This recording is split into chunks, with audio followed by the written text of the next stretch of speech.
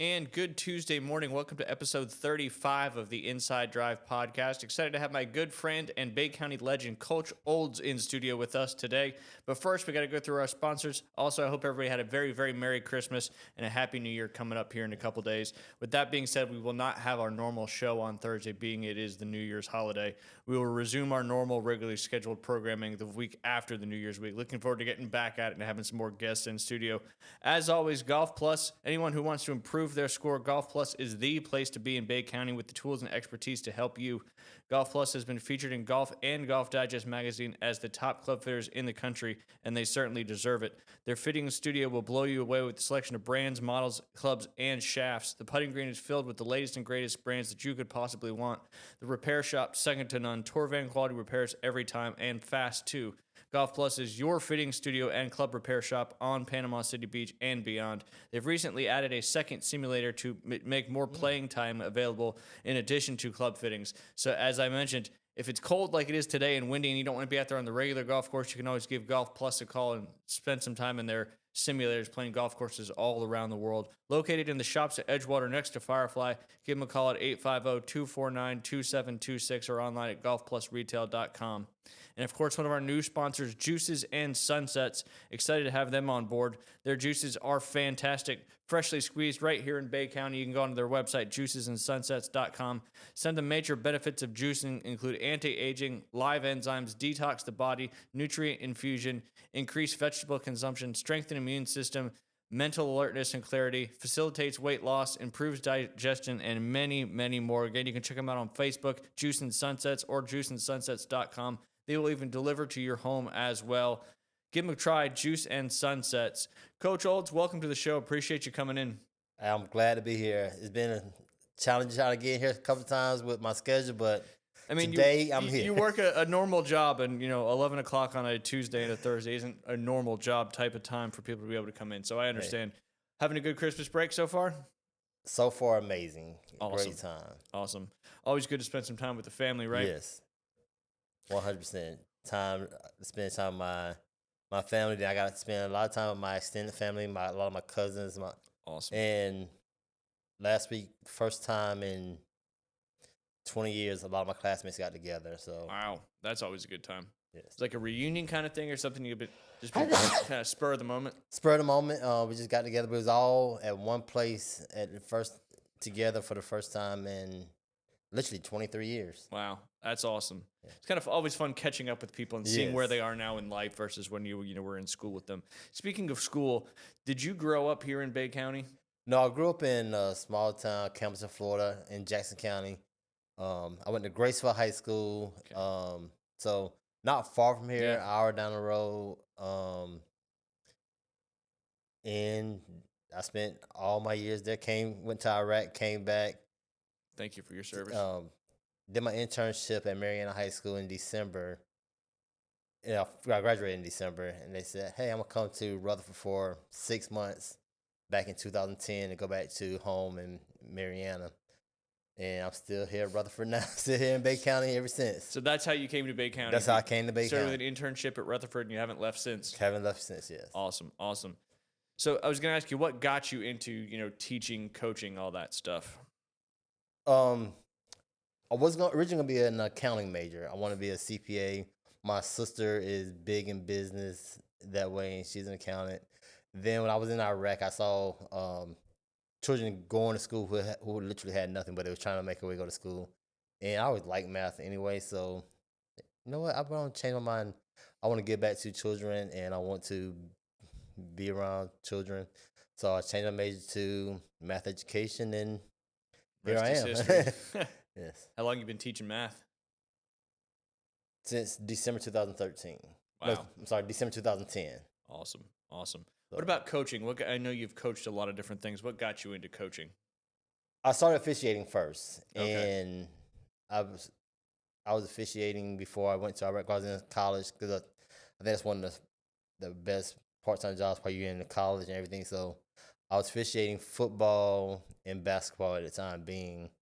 So my athletic director at the time, Kirk Carroll, he wanted to step down from being the cross-country coach. So I started doing cross country, and then I picked up tennis, and I picked up soccer because my next to oldest son, he's been playing soccer. He got here, brother. We had a coaching change at the time, and in August they didn't have nobody. I'm like, I'm gonna learn with you. There you go. So I've been learning and coaching soccer for 3 years with soccer, but cross country was almost a decade, and Wow. tennis almost a decade also. What got you into coaching tennis? Same situation. We had our RCC leader, Colonel Doyle.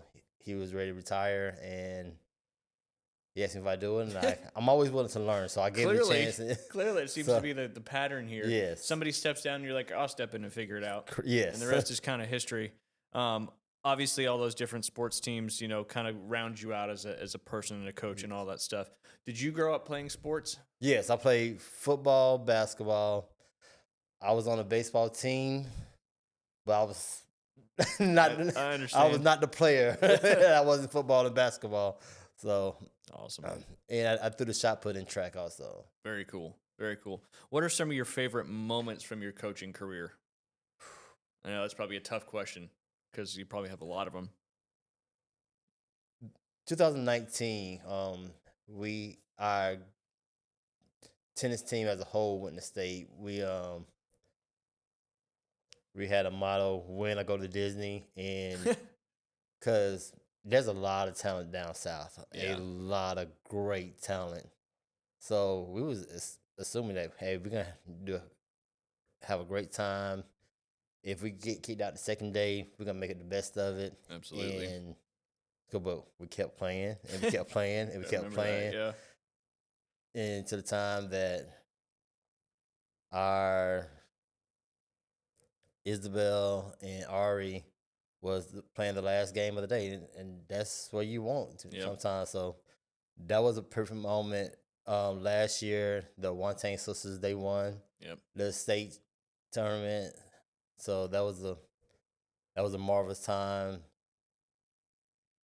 But one of the coolest things also, I was able to coach my children in a lot of ways. That's special for sure. I got into coaching soccer because of my boys and seeing how my son's on the same team as me and coaching them hard, but just seeing them having fun doing something they really enjoy doing. And during the snowstorm last year, we took the team to play Swanee, but we actually made a longer trip. We took them to the U.S. national team before. So I think I remember seeing you post about that. I did. And that was a wonderful time. I had a lot of military friends donate tickets so they can go, so this whole team can go see the U.S. national team play. So that was a moment that a lot of boys on the team would never forget right there. It was just a great time. Well, that's what it's all about, right? I mean, obviously winning is a great thing, but making those core memories that you'll never ever forget is kind of one of the wonderful things about playing sports and having a team with you. But to go see a U.S. national team play, that's a lot of things that people will never get an opportunity to do. So that's really, really cool. You were able to be able to do that. A lot of favorite moments there from tennis, huh? Yes, from tennis. Oh, and I did weightlifting for a while. We had a lot of time to go down to state for a few years. I personally never won a state championship in tennis. Last year, we had our first state individual winner, Aaliyah Willis, but I was not the coach then. Coach John Simpson doing a great job last year, so that was a wonderful time too. Also, those girls in weightlifting were also very special to me. Great group of children. Well, now young adults. Yeah, absolutely. Absolutely. What is it about Rutherford that, attracts these really, really good tennis players, it seems? It kind of seems to be like a theme over the years. I don't know, but I'm glad they're coming. I'm glad they're coming. And we've been blessed ever since I got there, from Sana Malik and Olivia Meadows to Ari, Danielle, Isabel, who it was an amazing player, to the Wantang sisters. There's a young girl named Kennedy now who is a phenomenal player, and every weekend she's playing a different tournament that I'm just I'm blessed to have people just want to play tennis at Yeah. Rutherford. Well, and tennis is similar to golf. It's just you out there, so it's such a mental grind. Correct. With tennis and golf because if you make there's no one else you can blame except yourself if you make a mistake. So you have to be really really sharp mentally, to excel in those particular sports. So cool to see all these Rutherford students having so much success in the world of tennis because Bay County, other than Rutherford, really isn't known too much for its tennis. Except with Rutherford just dominating so much in recent years. Yes. North Bay Haven, especially on the board, Coach Mike, he does a phenomenal job there. And there's a Coach K who was at Bay for many years. She basically she guided me under her wings when I was that coach who I did not know what they were doing. She Green, she kind of brought you into the tennis coaching world. You got to have somebody like that. There's always a mentor or somebody that especially on the coaching side of things, that kind of brings you up through and lets you get your feet wet and get going. So very very cool, Coach K. Yes. Awesome. I met you through the youth sports refereeing world. Obviously, you said you ref when you first were in college. Is that kind of why you got back into reffing youth sports? I know you do a lot with Southern Elite Sports and some of the other organizations around the area. Yes. For the most part, I took a step back from some high school stuff so I could referee with my children. My oldest son is now 19. Then I also have a 17-year-old son. And I think officiating is one of the best part-time jobs you can have. You're being involved in a sport that you play already, or you play already. You giving back. It does not impact your school time at all. Yeah. Or very little. So that's how I jumped into the flag football with Southern Elite, and then my daughter sometimes keep the clocks. So I think it's just a great way to give back, run around a little bit, have fun. It's a great part-time job for my children. So hey, I'm gonna bring you here. Might as well referee a little bit too. Yeah, absolutely. I mean, it's such a necessity. We've talked about refereeing and stuff like that on my radio show and on the podcast quite a bit. Obviously, challenging in the world of everybody thinks little Jimmy and little Jenny's going to get a scholarship, playing whatever sport it is. So parents have a tendency to get a little vocal when it comes to that. They're just passionate. yeah, and I'm as much as fault as anybody. So you just mentioned you ref with your children. I see you out there all the time with your kids, which is pretty awesome. Is that something that they asked you to do, or do you ask them to do? How did they asked me to do it for Awesome. the most part. Awesome. There was a league in Mariana a youth tackle football league. They asked me to do the youth tackle contract. I said yes, but my oldest son at the time, he's gonna be the fourth official. I'm gonna give you 3 high school certified officials along the clock, but my son is gonna work with me, and they had no problem with it. Awesome. They was excited about doing it. So, and then it just grew to Southern Leagues called me up a few times, and like I said, it's just a family business. I mean, family pretty together. awesome. My next question was, how fun is it to share the field with your kids? Oh, it makes it worth it. It makes the drive worth it when you have your children with you, and you teach them a skill that will stay with them for life. That like my oldest son now is in college, and again, I want them focused on school for the most part. So that is his job for the most part, just officiating on the weekends and Tuesday, Thursday night. So it does not impact school hardly. He just does football and baseball, softball. Awesome. I mean, and like you said, refereeing it's so important. If we don't have refs, we're not being able to play all these youth sports games. I know it's very, very challenging, but to be able to kind of make it a legacy thing for your family, I think is pretty cool. And maybe if your kids have kids down the road, maybe that'll kind of continue. Just keep it going. And, just have this cycle of old coaches out there. Be pretty cool. What's your favorite sport to ref? Softball. And I guess because I never played softball, but so I've learned the game and I study the game more than any other sport. Gotcha. And around here, there's a lot of great softball. And I was blessed to be able to do something at the college level, at the JUCO level, and I just really enjoy the passion, the great ball that's been played, and such a fast-paced game too. It's a lot faster than baseball. Yes. Yep, For sure. And like you said, we've had some really, really good softball players come through Bay County. North Bay Haven, Arnold. I know everywhere here in Bay County's had some really good softball players, Yes. so certainly a lot of fun. I've seen you take your kids to a lot of different sporting events. Feels like it's kind of like a bucket list trip that you kind of do with all of them. How did that start? And what's next for the Olds family sporting event? How did it start? I guess when I was a child, um, I always said if I become a father, I want to take my children to sporting events, and so I became a dad, and I look at the most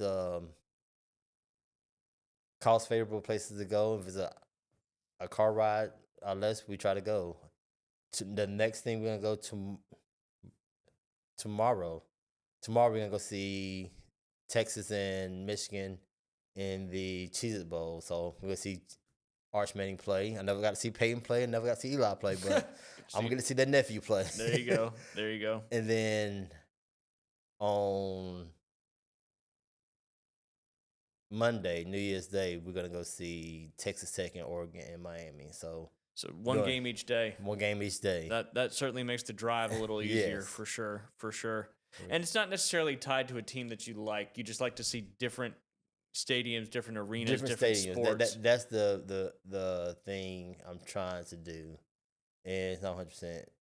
There's an organization that gives deeply discounted tickets to veterans, so I was looking on that. And then if it's a drive away, I'm driving to go. There. What's the furthest y'all have driven to go to a game? So far, Nashville. We still out to see the Jacksonville Jaguars and the Tennessee Titans play. Gotcha. Well, now this will be your furthest one, I'm assuming, driving down there to the Coral Gables area. Right. That'll be a lot of fun. You see a lot of people, they try to do every baseball stadium, those kind of like bucket list things, these people that go around the country trying to do that stuff. Yours is more just experiencing different sports in different venues. Yes. Well, right now, it's everything on a drive, so. Yeah. Only some. Texas back this way, and we're going to get to Charlotte, maybe Washington, D.C. and down. So that's the goal. The regional, and it could be football, baseball, basketball, MLS. Yep. So. Yeah, did y'all see Messi play that one time? Well, no, I have not seen Messi play. I've seen. I don't know why I thought that. I've seen a lot of Orlando City games, Atlanta United games, in the U.S. national team, but we have not get a chance to see Messi. Y'all gonna try to maybe do a World Cup game? I just know I'm gonna try. Those tickets are insane. I'm gonna try. I'm gonna look at it. Yeah, I'm gonna look at it. Try. But before the World Cup, they're playing in Atlanta in March. A couple of those friendly games. Yep. I'm gonna try to go to that. Nice. You've been to one in Atlanta in Mercedes-Benz Stadium before.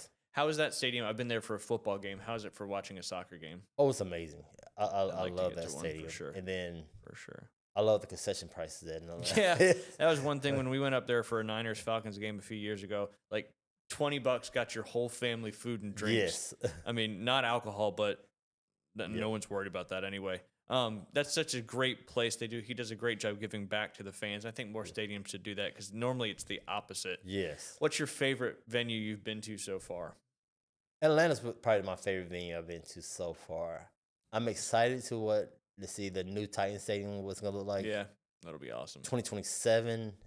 Jacksonville Jaguars going to have a stadium in 2028, I believe, or 2029. Yeah, I think it's 28. Yep. Yeah. They're going to do kind of what like the Braves did up there in Atlanta, kind of build this whole cityscape around the stadium to make it a little more, Atlanta did such a good job with their stadium. They did an amazing job. And all that money from those restaurants and stuff like that flows right back into the organization. So I think more franchises should do stuff like that.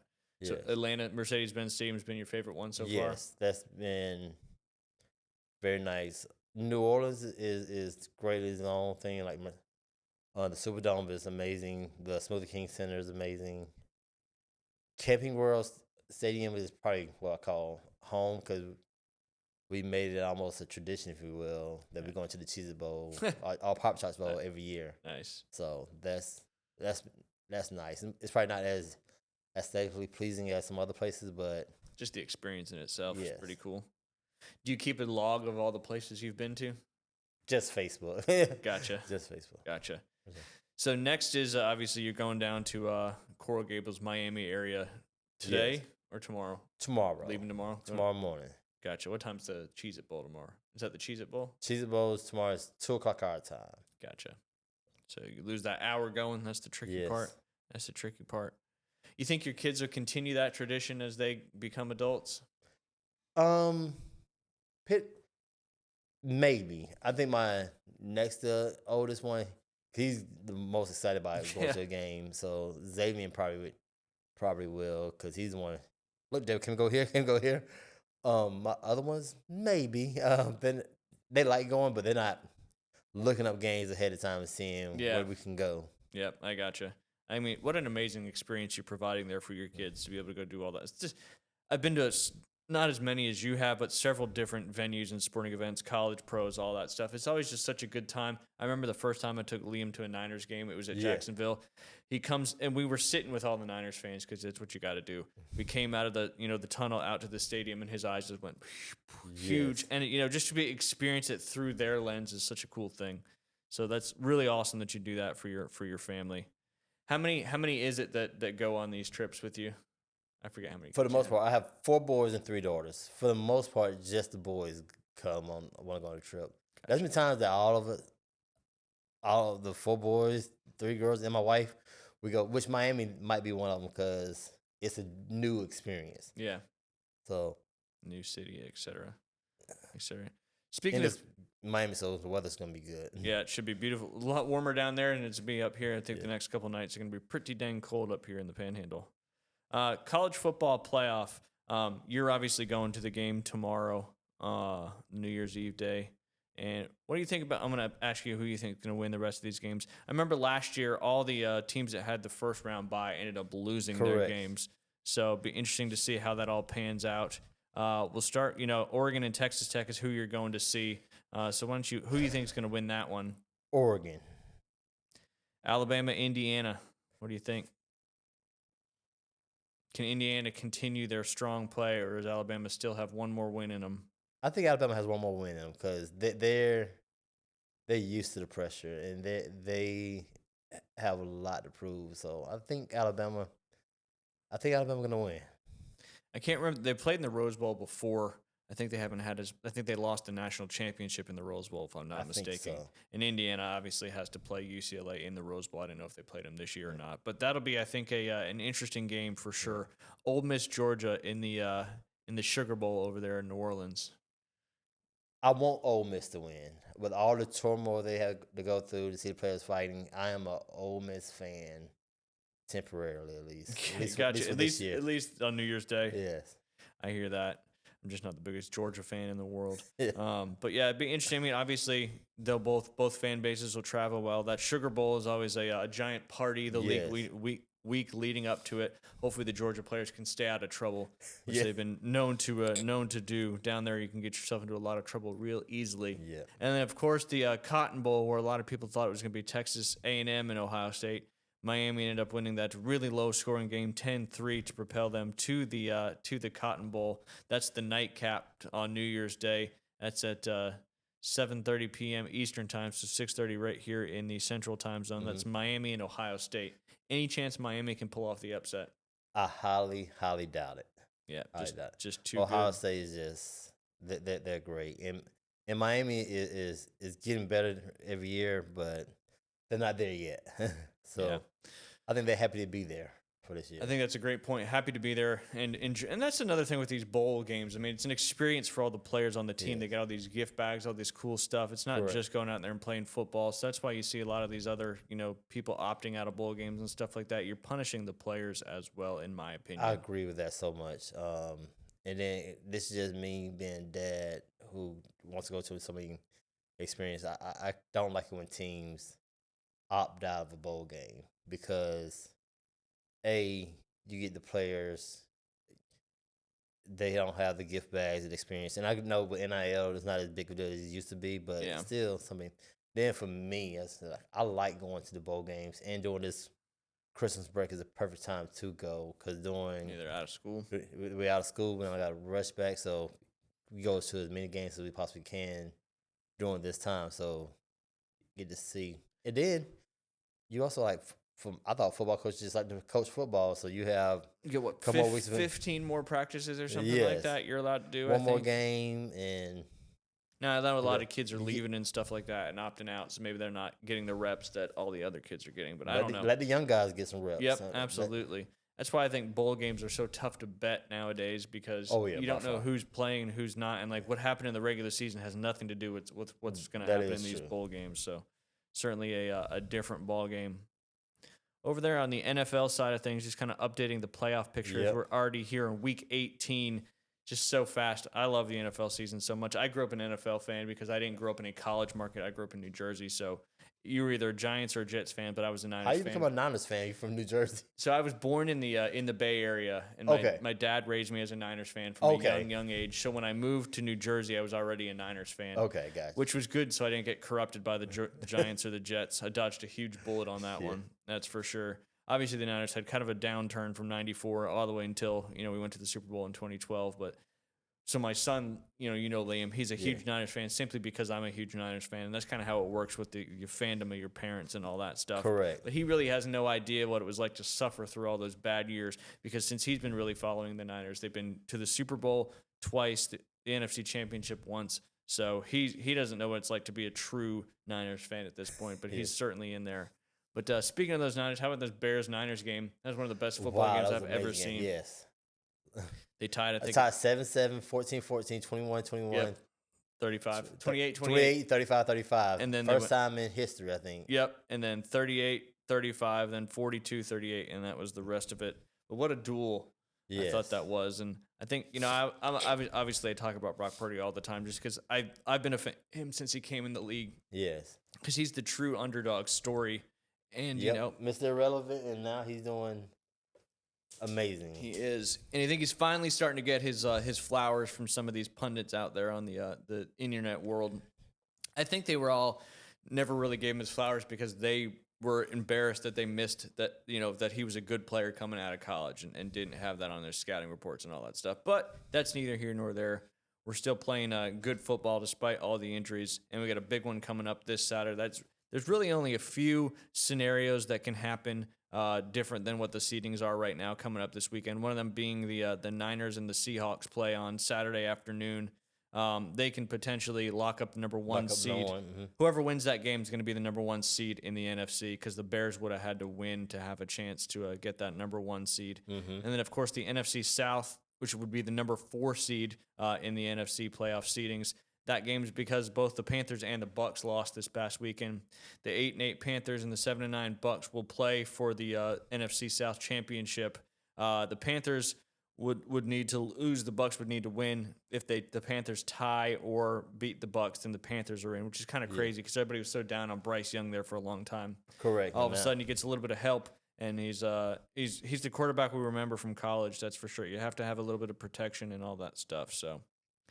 What else? We already got that one. AFC South, Jags and the Texans have already clinched a spot in the playoffs, but the title is still on the line, so the seeding will matter. So whoever wins the Jags-Titans game will certainly end up being the AFC South champion, which will likely be the number, I think, 2 or 3 seed, maybe the 4 seed in these seedings, however it shakes out. Because you got another one, too, because you got the Steelers and the Ravens, which is kind of crazy that the Ravens have came all the way back to, where they are now.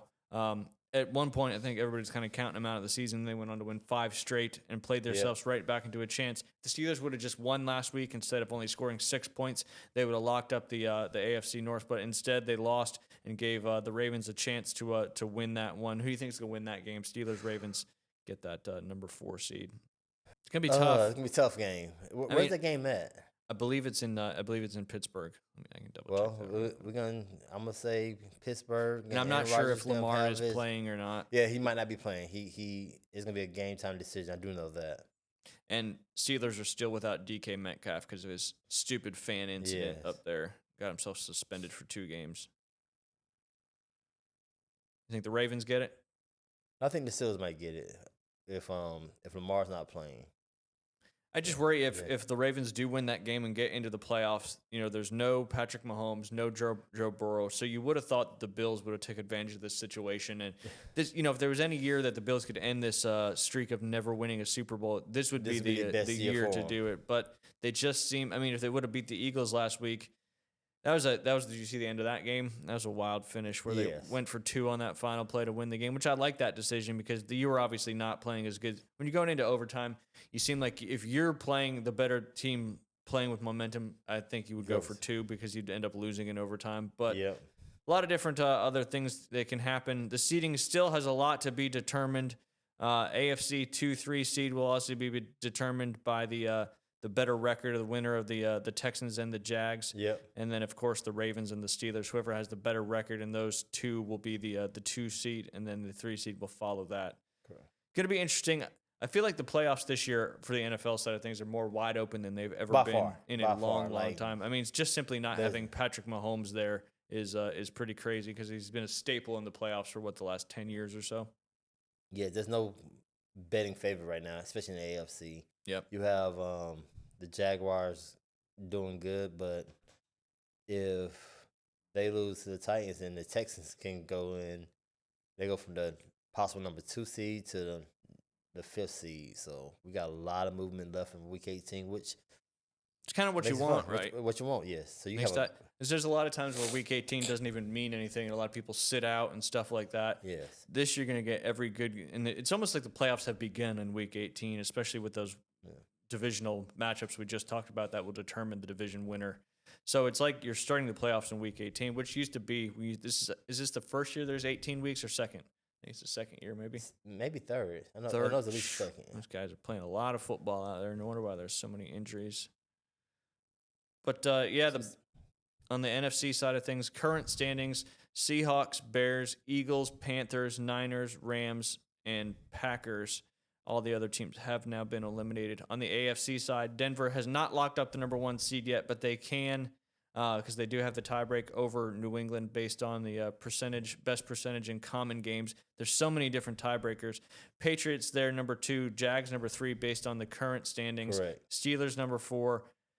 Texans, number 5. I can't believe I said Titans. Chargers, number 6, and the Bills coming in at number 7 right now.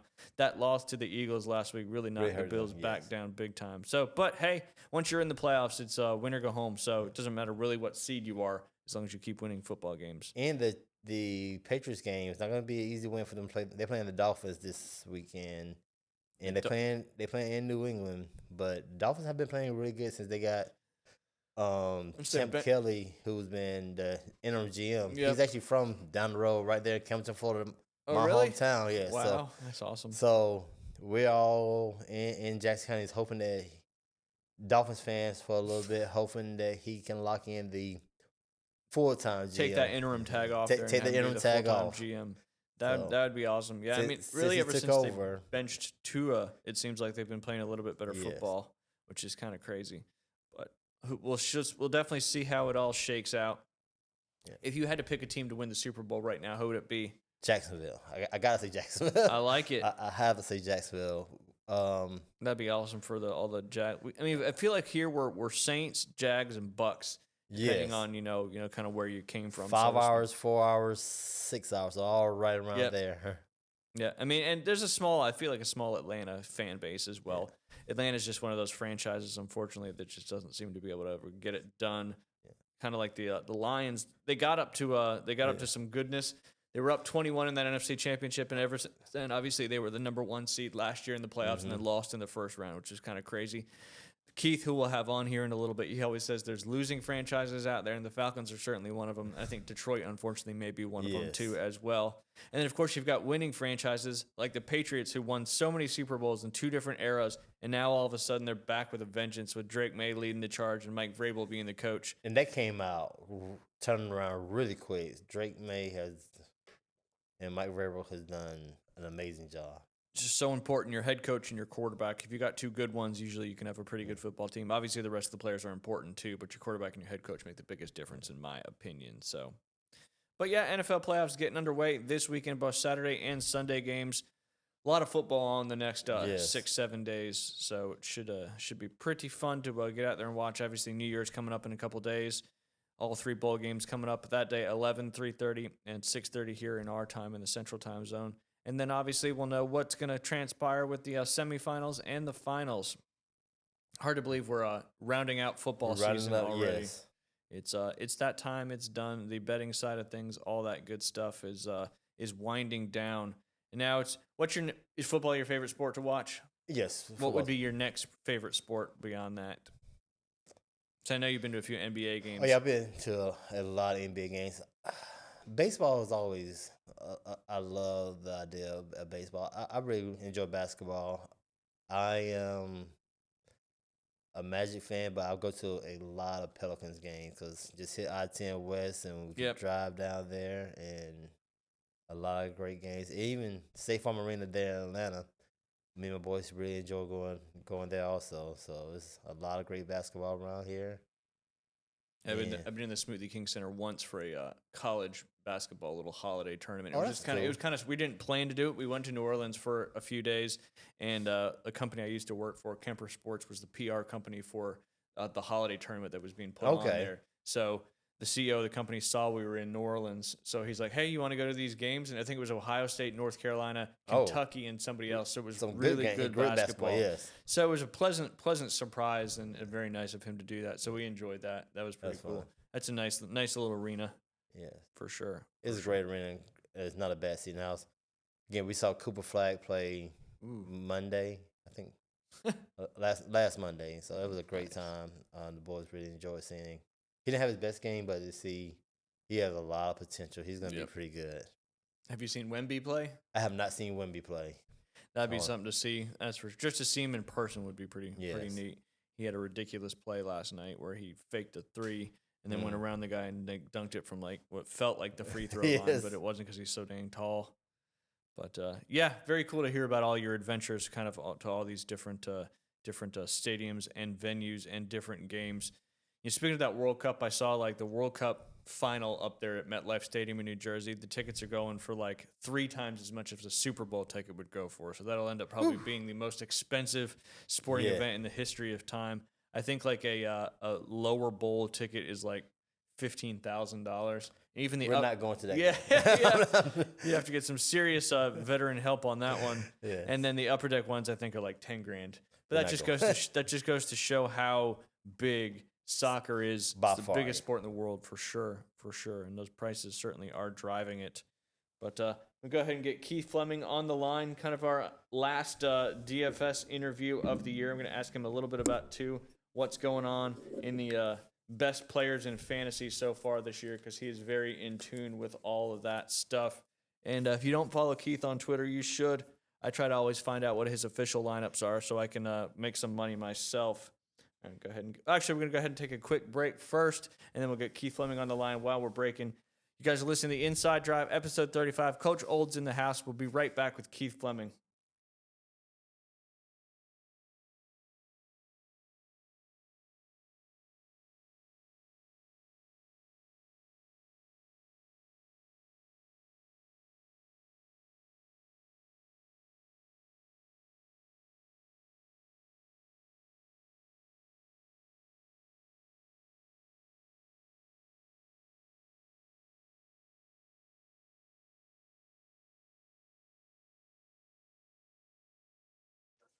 Hey, buddy. Hey, Keith, how are you? Oh, I can't complain. No one would listen anyway, right? Sorry some people might. I think you would. I would for sure. Reluctantly, probably. But sorry about pulling the trigger there a few minutes early. You just excited to talk to me. It's all good. What's that? I was. You were just excited I'm always excited to talk to you. What I'm not excited about is that Week 18 is here. That is all of a sudden the NFL season has come and gone. And luckily we've got playoffs to look forward to, but then we got that long break where we got to wait to get some DFS action going again. So with all that being said, 1 week to go on the season. Who's your biggest surprise, players and team-wise, so far this season? All right, well, let's go ahead and suck up to the host. The team is your 49ers. You're good at that. Pleasant surprise. Man, you're telling me. You can make a case, for the Bears, the Jags, Patriots, Seahawks, they all are in this category. But for me, it's the Niners. We went into this year with many wondering, is this a rebuilding year? There was obviously huge uncertainty about CMC. And then just the litany of injuries this year. I mean, you've had for part of the season, Kittle, Purdy, Purcell all missed time. You've already lost for the season Bosa, Warner, Mikael Williams, who I'm telling you That's is a going lot to of be a people forget about stud. that one. Our number one pick tore his ACL as well. Oh yeah. And Brutal. he's a Yeah, stud, man. just And another then one of those Georgia hosses. nobody wants to talk about it, but Brandon Ayuk. I know that is a different situation, but this is a star receiver who was gone, and then but I think thanks to just arguably the best coaching staff in the NFL, they have a matchup week 18 at home to go 13-4 and be the number one seed in the NFC. I mean, Still kind of just Robert's wild to think about. it's crazy. Robert Sala has pieced defense together with glue and tape, and they're not great. Don't Band-Aids. get me wrong; No, they're not great, but they they played well bend a enough to win lot. 12 games, right? Like that's a big deal. Absolutely. Yeah, it's And certainly then certainly been a Mac pleasant surprise for Jones me. Yes, and Jake Tongs deserve so much credit. They've been huge fill-ins for when Kittle's been out, the time without Purdy. And I think this is the best coaching job of Shanahan's career. And he's had several of these seasons where y'all have been really good despite just a litany of injuries. But I think this is the most impressive because the NFC West is so loaded. kind of, I don't want to say surprising that the NFC West is loaded, but kind of surprising where it's kind of shaped out to be with three teams kind of competing for or the Rams not competing for that spot thanks to your Falcons anymore. But Goodness gracious. that was kind of surprising that, I mean, not surprising because the Falcons have beat some teams that they probably, quote unquote, shouldn't have so far this year. But the Rams, Rams were the Super Bowl favorite not too long ago. Matt Stafford was going to win the MVP.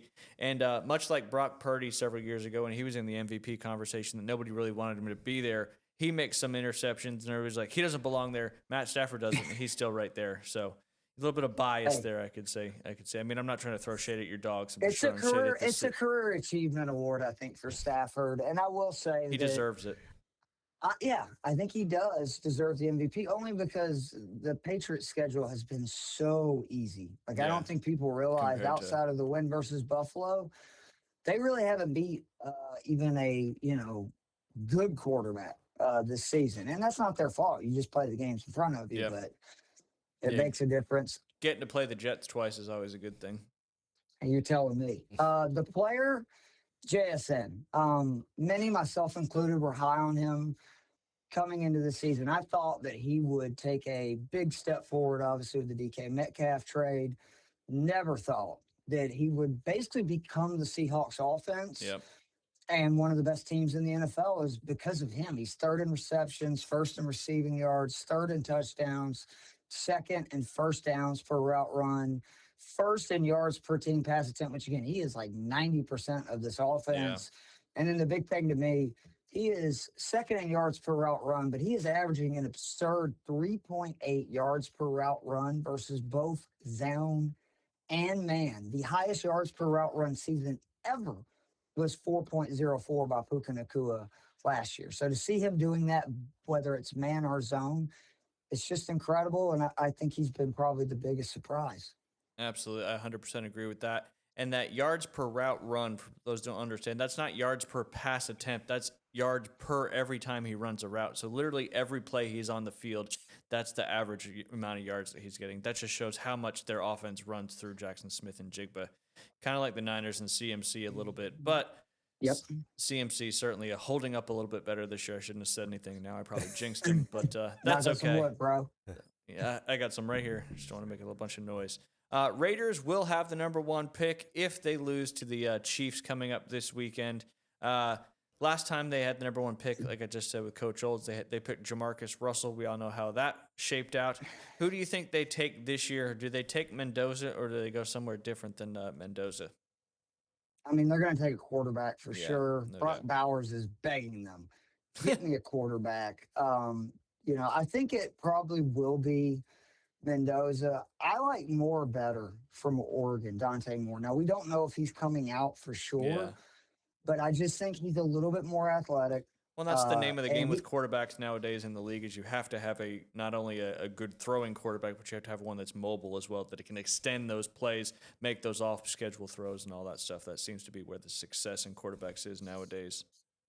100% agree. And, um, I think Moore's a little bit more accurate is the other thing. And when you have a guy like Brock Bowers, they added a good back in Ashton Genty. I know it's been tough for him, but I don't think that's him. That's more just they have one of the worst offensive lines and offenses in the NFL. Yeah, I actually think that if, the quarterback hits next year, the Raiders could be one of those teams that really turns it around. agreed.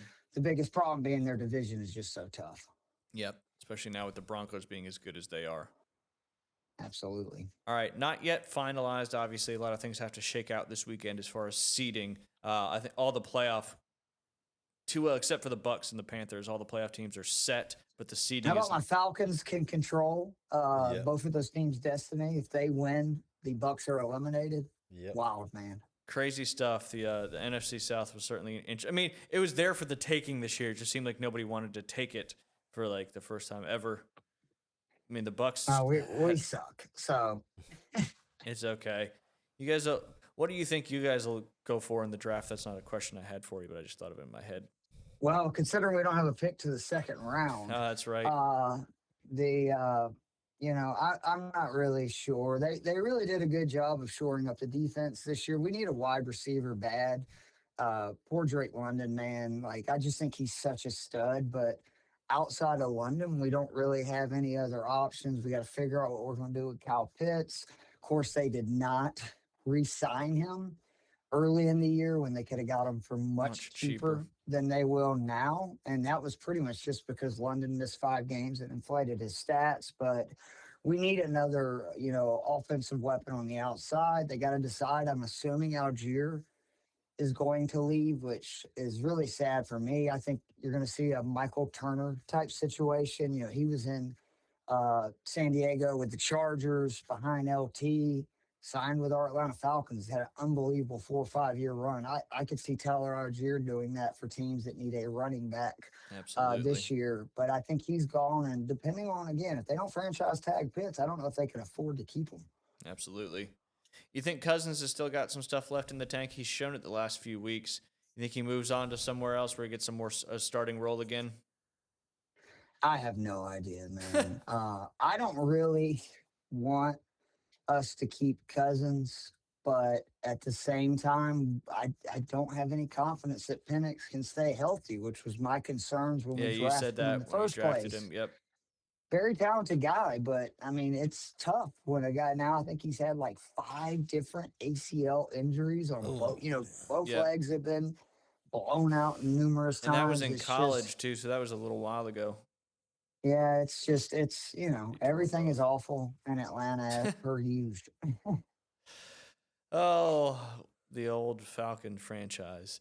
Do you do playoff best ball on DK?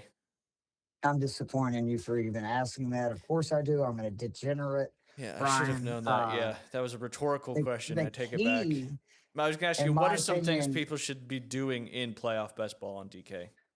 You really need to map out how you think the playoffs are going to play out, because obviously you need them to keep playing. Bingo is going to be determined by that. And even if you don't want to do the best ball, I know a lot of people will do the friendly leagues where you get one player from each team for the playoffs. It's like, I think you usually end up picking like 2 QBs, 2 running backs, 4 receivers, 2 tight ends, 2 kickers, and 2 defenses. Again, it's a situation where I'm looking at like the kickers and defenses as teams that, I want to go far. That's a good place to kind of go there. And then obviously, like, you really want to make sure you hit your quarterbacks, running backs, and don't forget that, you may look at it, well, so-and-so has a bye. It doesn't really matter. No, because it really doesn't. Yeah. Because it's your best points of what you have. So if they're on a bye, you're still going to have somebody else that's playing. Exactly. And, obviously, like, if you think the Rams are going to win, I think you have to go either Stafford or Puka, right? If you think that, say, the Broncos are going to even just get to the Super Bowl and play, the max amount of games. Again, you would want probably Bo Nix, Bo or Nix. I actually think, maybe their defense or something. Yeah. But it's just important to really kind of map it out, because normally you would just think, well, what players are going to score the most points? There's a lot more strategy to that than that in, this particular contest. Absolutely. That's why I was asking about it, because I think I'm going to dive into a couple myself. So much fun, man. I can't wait. I'm going to try to maybe put together with some other people that I know versus just going against the random There you people go. out there in the world. Send me an invite, Pro. I will. I remember we tried to do that a few years back with the regular best ball, but nobody could figure out how to all get in at the same time. But it Yeah. is what it is. It is what it is. You're the data guy. We know you're the data guy. Who is the best player by position this year? On the stats fantasy side of things. We'll start with the quarterback. I think it's pretty easy in all these positions this year to say that. Drake May is the quarterback. He was the other guy for most surprising player. Again, I was telling everybody to draft Yep. Drake May. In fact, I never thought, though, he was going to be this kind of passer year two. I actually thought it was his legs were the reason why you wanted him, much like why I wanted Jaden Daniels last year. I thought he was a value who could run, but it's been through the air. And that's one reason I think New England has a legit chance to win the title is they have purposely not let him run a lot. Yeah, I keep him think that healthy. will be unleashed in the playoffs. So, but May, first in QBR, first in APA, first in true completion percentage. That's pretty much it, right? Like Yeah. if you're the most accurate quarterback, you have the highest rating and the most, extra points added per play. I would say you're the guy. Absolutely. Drake May certainly, like you've talked about in the past, New England went from being so dominant, and then we had 6 years of where they weren't really relevant, and then all of a sudden they're right back to the top again. Like we could have had a Yeah, little they bit think longer they're break. Dusty Roads, hard times. It's like, give me a break, Yeah, guys. not Six at years? all. Come Not on. at all. Wide receiver Jackson Smith and Jigba or Puka No, Nakua? it's actually Puka Nakua. Jackson Smith Najigba had an unbelievable season, but the Puka didn't surprise me. Yeah, If anything, adding Devontae Adams just made him more effective. more open. First in EPA, first in fantasy points per route run, first in yards per route run, first in fantasy points per game, and first in expected fantasy points per game. Remember, he broke the yards per route run record last year at 4.04. Yep. He sits at 4.10 this year with one game remaining. So he 0.06 may better than break last his year. own record, which is outrageous. We used to think it would be impossible for a player to have a plus 4 or higher yard per route run, but Puka Nakua is just a freak, man. Yep. Are these guys you'd be targeting next year early in the draft? I think Puka is the number one overall guy moving forward. Gotcha. He's just Good to so know. good, man. And as long as he had 3 Stafford's straight games there- of 150 receiving yards before Ridiculous last numbers. night. He's crazy, man. Running back Jonathan Your Taylor boy, or no, CMC? no. It's your boy. He was first in targets, red It's zone the touches, passing side that receptions, Taylor doesn't have. That receiving CMC has. yards, fantasy points per game, expected fantasy points per game. And the big thing is 27.2 expected fantasy points per game is the highest in NFL history. And for those who don't understand that, expected fantasy points is nerds like me, depending, like on their opportunities per game, touches, etc., come up with a number. His is 27.2. That is his average. And he's slightly below that, wild. minus 2.02, but still he's averaging over 25 points per game. So it's CMC. I think he's also just behind now LT LaDainian Tomlinson. I think he only needs the greatest fantasy football player ever, right? Yeah. Like I don't know if there's anybody that's had 5 seasons like what he's had. And then, last year, obviously, he had the injuries all season long. So a lot of people kind of forgot about him. And then everybody who kept the faith with CMC this year probably is doing well in their fantasy leagues, if not already. One of my best calls Yep. was saying he was by far the best value in the first round. And that ended up being true. And I believe he's around 100 yards short in receiving to have another 100 or 1,000 yard season, which would be the only other player in NFL history besides LaDainian Tomlinson that has had 2 seasons with 100 receiving yards and 1,000 receiving yards and 1,000 rushing yards. So certainly one of the best players to ever run the football there in the NFL. All right, last but not least, the tight end position. Brock Bowers I think or we bust? all know it. Yeah, well, normally I would love to say Brock Bowers, but this year it's been all about Trey Trey McBride. McBride. He is Yep. first in receptions, receiving yards, touchdowns, fantasy points per game, expected Too bad he's fantasy on the points per game, Cardinals. EPA, and then this is the stat to end all stats. He is 304 yards ahead of Kyle Pitts, who is second among tight ends in receiving yards. 304 yards more Wow. than any other tight end. Bowers, in my opinion, is still like for dynasty, et cetera, the tight end I'd want moving forward. I'd like to remind people he played 12 games this season on one leg and still had over 60 receptions, right at 700 yards and 7 touchdowns. But McBride has definitely earned, the right to be right there with him. And remember, McBride was a third round pick. So great selection by the Cardinals. Absolutely. Too bad that tight end play doesn't correlate to more wins there on the football field because imagine if he was on a team that wasn't named the Cardinals. That'd be a Could you whole. imagine them in KC with like Mahomes or New England with May or something? It That'd would be just be wild, outrageous. wild That's why I stuff. think Pitts has a chance if he doesn't get franchised to get a pretty big contract from one of these teams because we've seen you can use him basically as a pass catcher and he can put up numbers. So I actually think the chance of the Chiefs going after him is Yeah, much less Kelsey now that potentially Mahomes retiring. well, in the Mahomes situation. I think it's less likely they go after him, but he would be a perfect fill-in for Kelsey because Kelsey doesn't really block either. No, he doesn't. It's not in the later years for sure. Week 1 is the hardest for DFS. Is Week 18 the easiest, or is there's not ever really an easy week? Is there? I actually think it's one of the harder weeks, just because again, it's so difficult to know who's going to play, how much, and it's why I guess the easy part, and to your point, is you have to pick guys that they're playing the entire game. And like for my plays this week, that's exactly what I did was I went for guys that I expect to play the entire game. Yeah, And makes the sense. Dallas New York matchup is just fantasy gold. You'll no surprise, the majority of my lineups coming from that. Jackson Dart, QB 5,700. Dallas is the worst team in the NFL versus the pass. Malik Davis is 5,300. Javonte Williams is obviously very banged up. If Malik Davis gets 70% of the carries versus this awful Giants run defense that allows almost 6 yards per carry, he could potentially go just absolutely bananas. I also really like Wandell Robinson. He is 6,100 versus There's some Dallas. good No surprise, prices. Dallas is 31st. Yeah, versus running back. So that's all wins. Chase Brown's my other running back, 7,600. I just want to say, because I cannot remember who was the DF or the fantasy football analyst, but week 8, remember, Chase Brown had one of the worst starts imaginable to this season. And it was not his fault. They had no Joe Burrow. Their offensive line was doing a terrible job. And he went out and said he expected Chase Brown to be one of the fantasy MVPs by the end of the season. He looked at their schedule, the fact Burrow was coming back.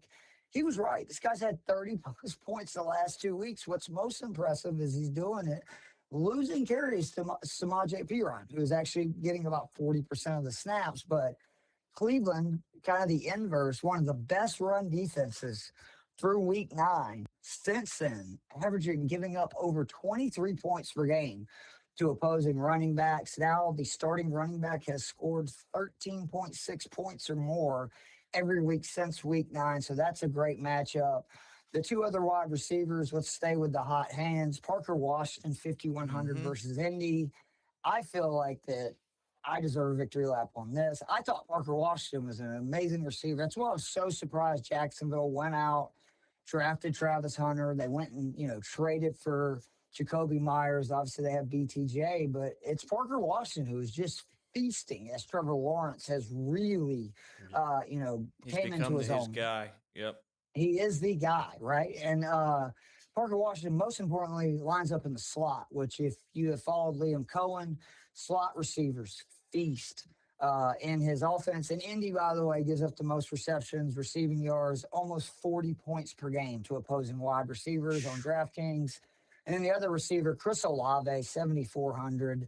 Atlanta has a good secondary. Don't get me wrong. Like they probably will be able to slow him down a little bit, but 7,400 in a dome. These two teams hate each other, so they'll be going at it. It doesn't matter. Both of them are kind of set where they're set in terms of draft status and stuff. I expect the Olave to have a big game. He has been incredible since Tyler Shuck took over. If I was a Saints fan, which I'm not, I would be very excited about the Shuck Olave Yeah. combo moving I think forward. they And I finally owe found their apologies quarterback. to Tyler Shuck. He's so good, man. Like I did not see this coming. It's because I he's on mocked the him about Saints. his That's age why. and stuff. Well, that's fair, but I just didn't see him being, he's not. I didn't think he was this mobile and athletic. I've been really surprised how he's able to move around the pocket, actually run a little bit. There's no doubt, dude's got a rocket for an arm, Yeah, he and he has does. shown that off. And Olave is the perfect receiver for that. The tight end, let's go dumpster diving. Craig Dolch from the Miami Dolphins. He's 2,600. He's facing New England, who's in the bottom third of defenses versus tight ends this year in fantasy. He scored 7 points or more his last five. He scored a touchdown last week. I expect him to go out on a high. I expect Miami to be down because New England is playing for something. If Denver loses, obviously they could get the number one seed. Yep. So I expect him to go well. And then I'm going to go with the Chargers 2,100 at Denver as the defense. This is a little risky because let's be honest. Like the Broncos obviously have a lot to play for. The Chargers technically do, but I don't know if it's a big difference to them whether they're like the 6 or 7 seed. I'm not sure like how that's going to play out. Like, do they take this as a chance to rest their guys? They could. So obviously pay attention to that as the week goes on. But this Chargers defense, I know they lost last week to the Texans. They gave up 20 points. They've allowed 19 points or less in now 7 of their last 9. And again, one of those other 2 games, just 20 points. This is quietly one of the best defenses in the NFL. And I'm telling you, there is not a team in the AFC that wants to see those guys in the playoffs because not only are you going to get a physical game that you could lose, but they're going to rough you up for your next one. Like the Chargers are playing hardball ball where it's physical, just get down and dirty and in the mud. And I think Jim Harbaugh loves that kind of football. If they had any kind of offensive line, I would think that they have a chance to, maybe make some noise in the AFC. But if you have any pass rush, you are going to just give them fits Because with they're down them 2 losing. guys, right, including the number 1 overall pick. Slater and Alt both were top 7 picks in the draft. So Yeah, it's tough when you lose 2 tackles like that. Tough for sure. Keith, fair to say that this Week 18 has more on the line than Week 18s in years prior? As far as I can remember, for sure. I know the NFL was thrilled with some of the late results on Sunday because it allowed them to set up these games. I'm very excited, though, about this playoffs, too. Like, obviously there's going to be 2 teams that I think have zero chance. Maybe you can add Green Bay if they don't get some of their guys back before the wild card weekend. And obviously I'm talking about either the Ravens, Steelers, Panthers, Bucks. Everybody else to me is alive. Agreed. Everybody is basically that plus 550 to 20 to 1 range, which that is very rare for the NFL. Typically you have somebody that's 3-4 to 1. Yeah. And you have several teams kind of in that range. Seattle's plus 550, Rams plus 600. I love, your Niners at 9 to 1, and really love is, Houston at 12 to 1, who That's some I think value they're right the there. sleeping giant, man. Yep. Jacksonville does 13 to 1, That's a good one, and too. I have been hesitant to get behind them, but I can't deny it anymore. They're good on both sides of the ball, and if you think about it, they've had so many top draft picks from being bad for, almost a decade. They got a lot of dudes on both sides of the ball. And they got a great head coach now, and that's something they Yes, were they really, do. really missing. And like we were talking about earlier on the show, your quarterback and your head coach drive the ship. And if you got good ones in both of those, you got a chance every game. That is for sure. 100%. It's almost like the playoffs start this weekend with a lot of these matchups in the divisional round, in the divisions. Keith, appreciate your time. It's sad that it's over, but I also love it's exciting. this sprint to the end because I think you get some of the best games of the year, the best teams playing each other. But I'm with you. It's hard not to think in the other part of my brain that, man, with each one of these games, that's one less that we have until, we'll have to settle for golf for the next 6 months. I think we can handle that. We'll be all right. Keith, appreciate That's your right. time as always. Your insight is spectacular, and good luck with all your bets this weekend. Happy New Year, guys. Tell the wife and the kids I said hello. Will do, Keith. Same here. Take care. See you, bud. Bye. Well, Coach, appreciate you having you on today. It's been an absolute pleasure. I hope everybody learned some stuff there from Keith and a little more educated on your DFS or your betting, whatever you decide to do. Obviously, you can bet here in Florida on Hard Rock. And, of course, I want to appreciate this is our last show of 2025. Obviously, Happy New Year to everybody out there. But thank you to all my sponsors, Golf Plus, Panhandle Credit Union, Firefly, American Charlie's, and Sunsets, Juices and Sunsets.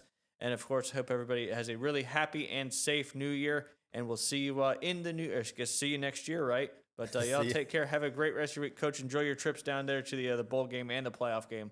That'll be certainly a lot of fun. Y'all have a great rest of your week. Take care. Thank you so much. Thank you, Coach.